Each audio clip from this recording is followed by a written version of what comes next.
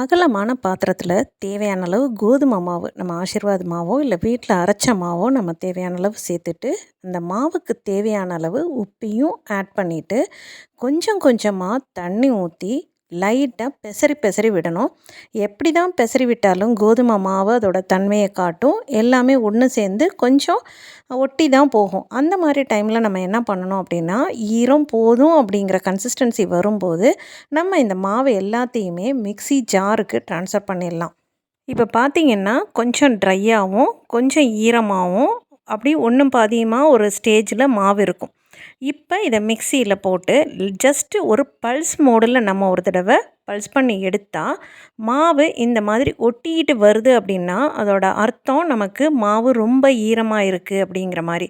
அந்த டைமில் ஒரு 2 ஸ்பூன் போல் கோதுமை மாவு ஆட் பண்ணி எகெயின் இந்த மாதிரி பல்ஸ் மோடில் எடுத்தால் நல்லா உதிரி உதிரியாக புட்டு மாவு பதத்துக்கு கிடச்சிக்கும். நம்ம இதை பவுலுக்கு ட்ரான்ஸ்ஃபர் பண்ணிவிட்டு இதை லைட்டாக ஒரு தடவை இந்த மாதிரி உதுத்து விட்டுக்கலாம். இப்போ நம்ம ஆஸ் யூஷுவல் புட்டு குழாயில் நம்ம அந்த புட்டை அச்சை போட்டுட்டு எகெயின் அதில் 2 ஸ்பூன் தேங்காய் துருவல், அதோட கூடவே நம்மளுடைய ரெடி பண்ணி வச்சுருக்கிற புட்டு மாவு ஒரு 2 கரண்டி, மேலே தேங்காய் துருவல், எகெயின் புட்டு மாவு, இந்த மாதிரி நமக்கு எவ்வளோ டிவிஷன்ஸ் தேவையோ அதுக்கு தகுந்த மாதிரி நம்ம அதை ஃபில் பண்ணிவிட்டு ஃபைனலாக தேங்காய் துருவலை வச்சு நம்ம புட்டு குடத்தில் தண்ணி ஆல்ரெடி வச்சு கொதிச்சிட்ருக்கிறதுல இந்த புட்டு குழாயை வச்சு நல்லா வேக விட்டுடலாம். கோதுமை மாவு வெந்து வரும்போது அவ்வளோ வாசனையாக இருக்குங்க.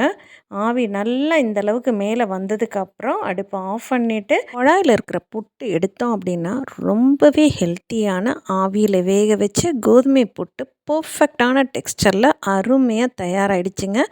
இவ்வளோ ஈஸின்னு தெரிஞ்சால் நம்ம அடிக்கடி மிக்ஸி ஜாரில் ஜஸ்ட்டு பல்ஸ் பண்ணி இந்த கோதுமை புட்டை செஞ்சிடலாம். வீடியோ பிடிச்சிருந்தால் like, share and subscribe. Thanks for வாட்சிங்.